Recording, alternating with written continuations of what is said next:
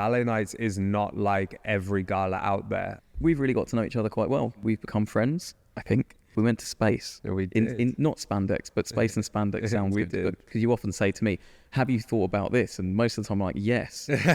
And so, for instance, we came back from Australia and you're in Kazakhstan. Well. Kazakhstan is the place to be, people. But you've got a cupboard full of works. And we'd have to have 100 ballet nights, and we will.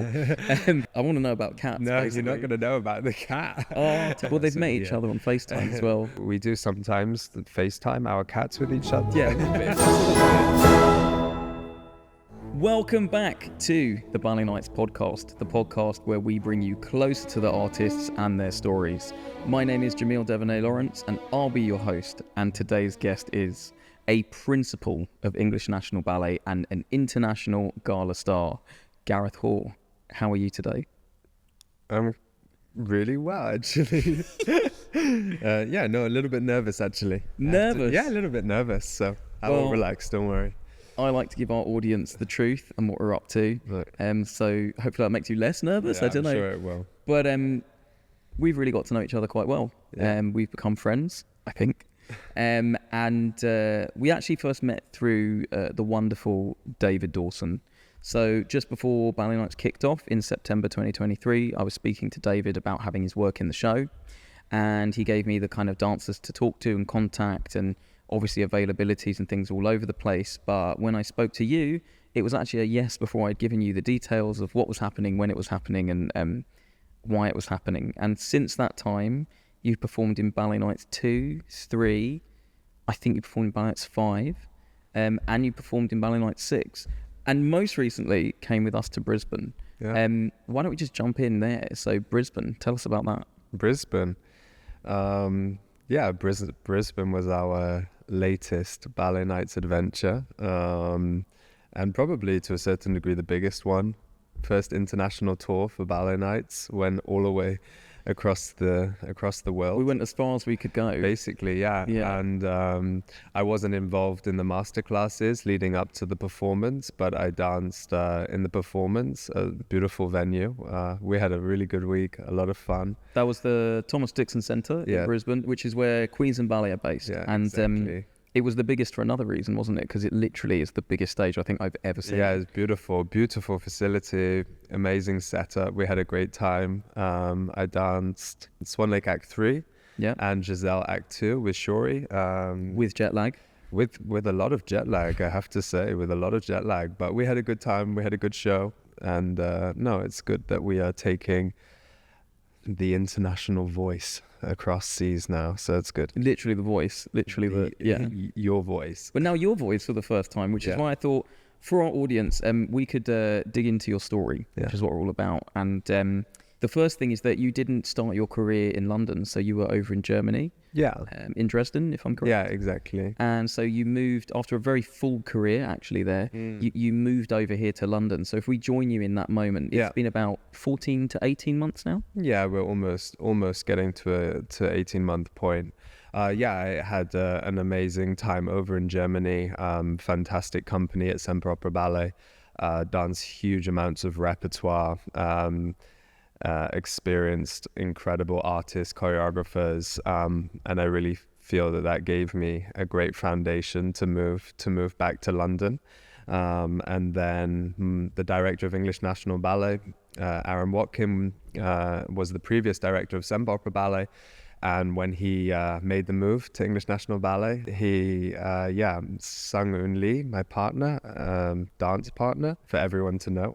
Well, actually, everyone doesn't know. A lot of people that come to the show assume that you're, in love or married to your partner. So no, it's just our stage partnership. We came with him, so we made it. We made it to English National Ballet. I've been here around a season and a half now. So he packed his bag from Dresden and he said, the things I need to take with me are my favourite painting, my clothes, and my Gareth and Messiah. I'm not going to say those words, but... So you moved to London. Which bit of London did you move to initially? Yeah, so initially English National Ballet have fantastic studios over in East London, so I wanted to be as close to... You're actually in East London right now still. Not even 10 minutes, actually. I know, but we're going to point in the right direction. So I wanted to live as close to work as possible. I was aware that it was going to be a completely new setup for me, different routines. So I just wanted to be close to work to make my life as easy as possible. And given that we also perform obviously a lot at the Coliseum, Sadler's Wells, the Royal Albert Hall in the center of the city, I just wanted to take some time to find my new balance. So initially you lived right next to the company then? Close to. And now you've moved, haven't you? You've actually moved to your first home? Yeah, and I've moved across the other side of the river now. I'm settled. Don't worry, we won't say where exactly. No, I'm not going to say where exactly. We're not going to have people rocking up to your front door. I'm not going to say exactly. But something really massive happened, and for me it was absolutely not a surprise. Obviously you danced for us, which we'll talk about, but you were then made a principal at the end of your first season with the company. Yeah, at the end of last season, I got promoted to principal dancer, which was a massive moment for me in my career. It's a dream that I've always wanted, and it's a dream that I've always wanted and been aiming for, working towards, and so a little bit surreal that it happened in that moment. Yeah, I think, when I talk to most people, I'm always coming from a place of celebration and fun. And you're one of those artists I talk to that we do have a lot of fun as well. We do. But you're quite serious, and you think a lot about many aspects actually beyond just being a dancer. So, you're always talking about the wider picture, what seasons are looking like, how you feel about programs could be balanced. And for me, it's been a really big strength, because you often say to me, have you thought about this? And most of the time I'm like, yes. That's true. I'll agree with that you normally have thought about pretty much everything. But I guess that comes because, your experience comes because of how much rep you've danced. And one of the things I wanted to talk to you about today is that, there'll be many principals out there who maybe dance in their own company, and they often see these dancers going off to these galas and things like this, but maybe it hasn't happened for them. And with me and you, what was so easy was, we kind of put a proposition out there, which is, are there artists out there carrying major rep that could be headliners? And actually, the higher up you go the chain, the more is available, not the other way around. So, I'm not short of new creatives, but they need a real, a helping hand to get the work made or on stage. And same for emerging. But as I go to principals of companies, and actually, also contemporary dance companies, they carry repertoire. So I often say to people that you and working with Sangeun Lee, who's also lead principal at English National Ballet. First of all, the fact that you always dance together is fantastic. But you've got a cupboard full of works, and we'd have to have 100 ballet nights, and we will, before we run out of things for you to dance. How did that kind of come about? Is it an accident or was it planned? No, I think that I have to go back to my time in Germany, working with many choreographers, but really building up. It's not just about how many choreographers you work with, because it takes many processes to build up strong relationships with choreographers, and there's a huge amount of trust in that as well. And I think we were blessed there that some choreographers were kind of within our in our repertoire every season after season, and we've gone through creation processes and things like this, and you build up a lot of trust with them. So the international gala circuit as well can feel quite different to a lot of dancers who haven't experienced it or seen it up close. Who gave you that start? I'd love to say it was me, but you were doing this for a full-on decade before you came to us. Yeah, I have to say, when I was a younger artist within the company, I've seen it as always me being extremely lucky, in that more developed, mature ballerinas needed partners, and often in companies what you have are these juxtapositions where potentially kind of prima ballerinas need younger partners to come through, also given my height. So I was kind of always dragged along, let's say, and see myself as really fortunate. So a lot of my opportunities in the company came from a kind of need for taller men or stronger partners, let's say. I was always partnering with kind of principal women, and you're almost as tall as me. What height are you actually? You wish. 190. That's very European of you. So basically I got a lot of opportunity through dancing with principal women, and that comes obviously with a certain type of repertoire. And then really small little gigs were coming up and things like that. But one of the first people who I owe it a lot to her, to take me kind of in the mainstream Gala circuit was Melissa Hamilton. And she still, when I was kind of a baby and a Bambi, started taking me on a few trips. And yeah, so I have to mention Melissa Hamilton because she was the first person to put a lot of trust in me. And yeah. Which piece was it that she called you up for? The first piece we ever danced together in a gala was Lightness of Being by Craig Davidson, which was a pas de deux that she had made for a filming that had never actually been performed in a performance. And so it was kind of already made, and we kind of put it together, and we went to Belgium together. Yeah, so. What have been the highlights then this year, coming to English National Ballet, being based in London? Like, what have been the major performances for you? Yeah, I think that last season was a huge season for me. The repertoire that we got through, it was a really heavy season, I have to say, making debuts in Theme and Variations. It was the world premiere of 4 Last Songs from David Dawson. And then I went into four new full-length classical ballets for me. So it was from going from dancing very mixed repertoire to kind of heavily, classically dominant, let's say. I danced a new Nutcracker into a new Giselle, which was a debut for me. I went and guested back at my previous company in Germany. I did Sleeping Beauty, which was also a debut, and then highlight and Mount Everest was then Swan Lake in the Round by Derek Dean. I've danced a few productions of Swan Lake already, but that was completely new experience. So 4 new classical full lengths, which was extremely heavy. It's definitely a lot of stuff, and actually we're just scratching the surface. And I think for our audience at home who are already asking questions about who those choreographers are, what those productions are, the pinnacle for me also seeing you this year and getting to know you was that Swan Lake in the Round, which I'd heard about because I think it's 30 years old, that production, but it's still absolutely mega. It's still enormous, and I think there's something quite powerful about the fact you are so tall and your partner is unusually tall. You know, Sung is really right up there with you, and then you have that geometry of the tall thing in the middle moving away to the kind of my size people around the outside, and then I think it really captured that production in a way I'd never seen before, which was kind of this, I don't want to say birthday cake, but maybe we'll go with Everest. Like no, definitely this kind of Everest thing. Hello everyone, I hope you're enjoying the Ballet Nights podcast. For tickets to our live shows, seasonal offers and discounts, and to read our exclusive blog releases, you can sign up to the mailing list at balletnights.com. And if you'd like to support the channel, hit the subscribe button and hit the bell icon for notifications. And now, back to the pod. So you built this catalogue alongside your career as a full-time dancer. Definitely not somewhere that I ever even knew was somewhere to aspire to. So for instance, we came back from Australia and you were in Kazakhstan. I went to Kazakhstan. You went to Kazakhstan, after. Which Ryoichi Hirano is going to Kazakhstan as well. Kazakhstan is the place to be, people. You laid the groundwork. So where else have you been? You mentioned Las Vegas, which I can't leave out, but where else would you like to name drop?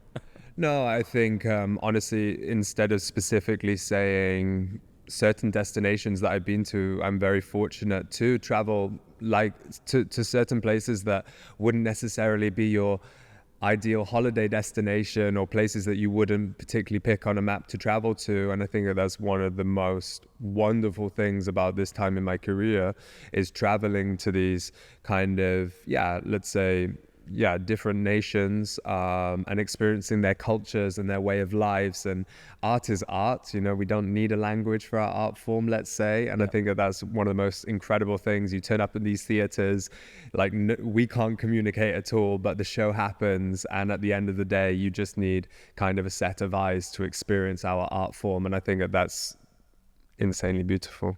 I think it definitely is language barrier free. I mean, of course, the answer has to be Ballet Nights. I was going to say. I was going to say, like, of all the places you've been, what's been the place where you've been treated, perhaps in a way that's different to a dancer? What's been the maddest place you've been, basically? Any business class or first class flights? Any mad hotels? Anything like that? There's always. I think. Ballet Nights have treated. I would make a generalization, because I don't want to make any specific but a generalization that we are always treated very well. But I have to say, a few of the Asian countries, they really know how to host. They really, some of the Asian nations just really know how to welcome people. Yeah, I think the culture of the star, in a way, a dance star, with names dropping off posters, which I know we talk about a lot. It's very hard to choose someone to follow, choose someone to celebrate, and social media obviously makes that easier. I think in Asia, actually, there's more culture around that. It's more common, and Rio was talking about Japan, where he's from, Rio Ichihirano, and when he goes back and what that's like. So I can see how that is. But here in London, you made your first appearance with Sangeun Lee in Ballet Nights 2, where you danced your scheduled performance of the premiere of David Dawson's Metamorphosis 1 part. It was a really big moment for the show. We didn't know each other as well. What do you remember from the experience of dancing right here on this stage? Right here. Literally right moments there, in that space. Right there. It was actually a really big moment for me, because I had just kind of landed back in London. There were many new things that come along with that for us. And so it was a really exciting time, I have to say. Everything was new. You kind of have all these, interesting kind of emotions. It was a new venue for us. It was a new concept for us, to work with you. Ballet Nights is not like every gala out there. And that's one thing that people should know. It's not your everyday, just slap like a load of dancers together and just see what happens. Ballet Nights isn't about that. It's about an experience, and it's about getting to know the artists as well. So it was a new concept, which of course you never know quite how it's going to go.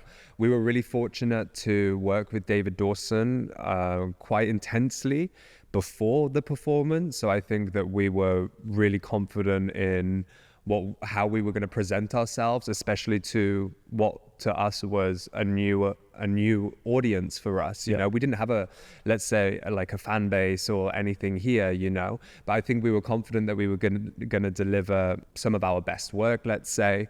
The venue actually was really fitting for what we were going to do. David Dawson always envisaged this black box for Metamorphosis 1. We're just there in pure white. And I remember that first show actually, and I'm funny enough to say, Sung said to me about a month ago, she was like, go back and watch that video of Metamorphosis 1. We were in good. I'm not gonna say the pressure on getting David Dawson's work right, not just to dance but to cradle it on the stage and handle it correctly. We did the behind the scenes, which went really well, but one thing he did that to this day I realize now is good, but really panicked me slightly, is he showed up here at Lanterns on a day without announcing he was here, on a day when it was a dark day. Nothing was laid out the way it would have been. And I came out of the office because for those that don't know, Lanterns is a community centre as well as the theatre, and he'd been shown upstairs and just stood in the middle of the stage, and they said, David's here, and I had a painter called David coming, and I went, okay, just tell him to set up and start painting. And she came back and she went, I don't think he knows what I mean. I went, oh, so I come out to see David, and there he is in the middle of the stage. And last time I'd seen it was as a choreographer, and obviously in a different dynamic. But he just turned straight to me and went, this is what I always envisaged for this work. And I literally, the weight that it lifted off me that we'd managed to get it right, and simple lighting, which that's kind of all that was on offer here. So we landed in a really good place with that. Then I have to call you. This would have been October to November. Stephen McRae, our season headliner, had sadly taken a really bad injury to his knee. And I phoned you up and I said, we have to make this third show work, this third program. Do you know anyone? What do you think? And that's when I found out about your other repertoire. And so Bill Forsyth came to the rescue. You came to the rescue with Sung, and we did In the Middle, Somewhat Elevated, which was cool. The next brave step you took was to allow us to partner you with an emerging choreographer, which at the time was Jordan James Bridge. and we did Terra Astra. We did. We went to space. We did. In not spandex, but space and spandex sounds we good. did. We did. What was that like? That was obviously outside of English National Ballet. It's maybe quite rare to have a new creation process with new costumes that all happen. That's true. That's very true. I think often when new creations are done for a gala setup, it's kind of all a little bit last minute and kind of like scrapping together a kind of costume. Any dancers listening to this, so you'll like pull out like a pair of baggy pants and be topless. That's your kind of generic costume. Let's say everyone will know that. But we had a good setup. We had rehearsal time. It was a full production. It wasn't just making a pas de deux for a gala. Jordan needed netting, rhinestones, special material, the light reflects. Jordan went all out like he always does, and you guys provided or you facilitated those needs.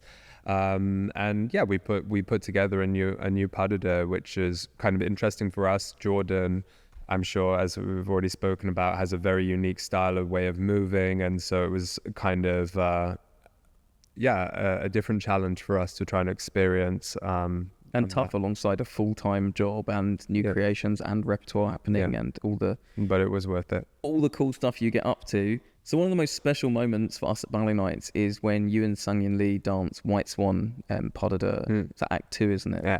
To lift that from the Royal Albert Hall performance was it was really spectacular for our audience who'd seen you or perhaps not seen you and now want to go and see you.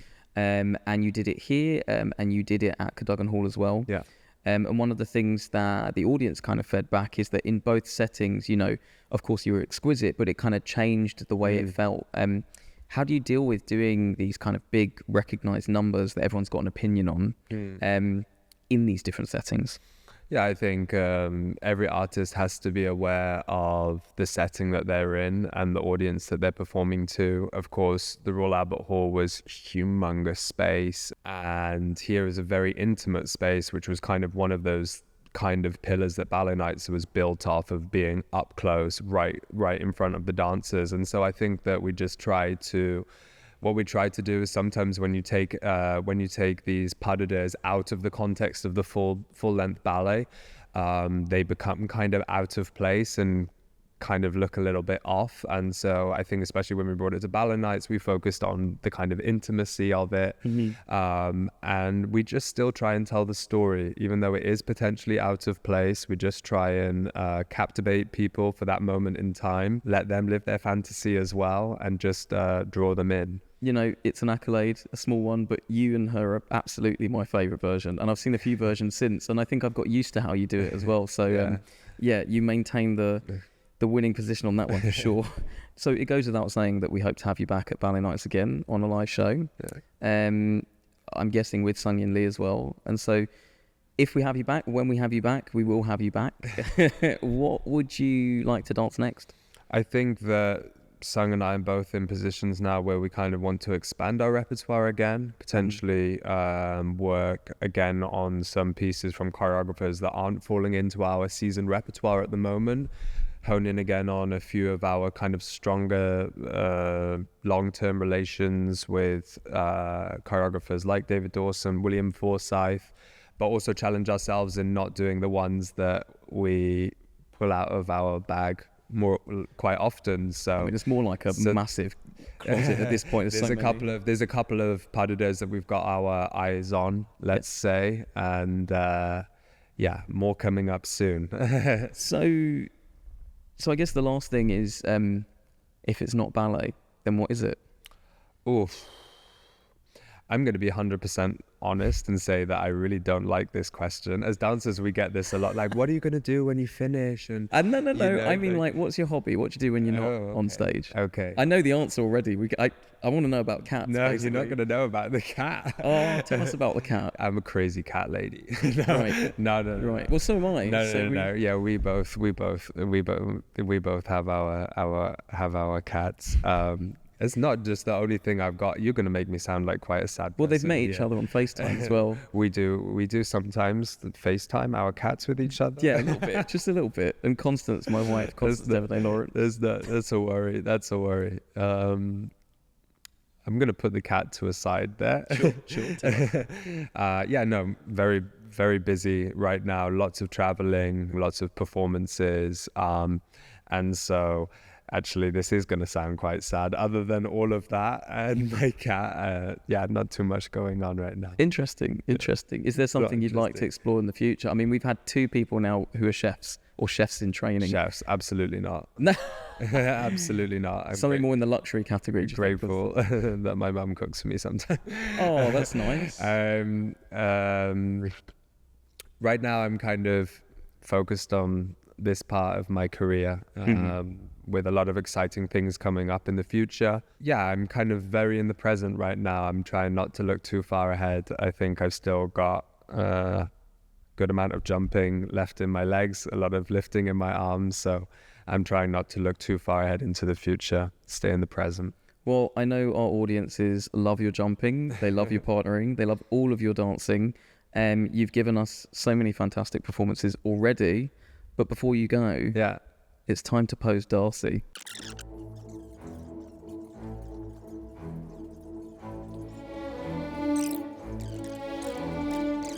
Gareth, talk to us about how you've posed Darcy and why, and also why it took so long to get her there.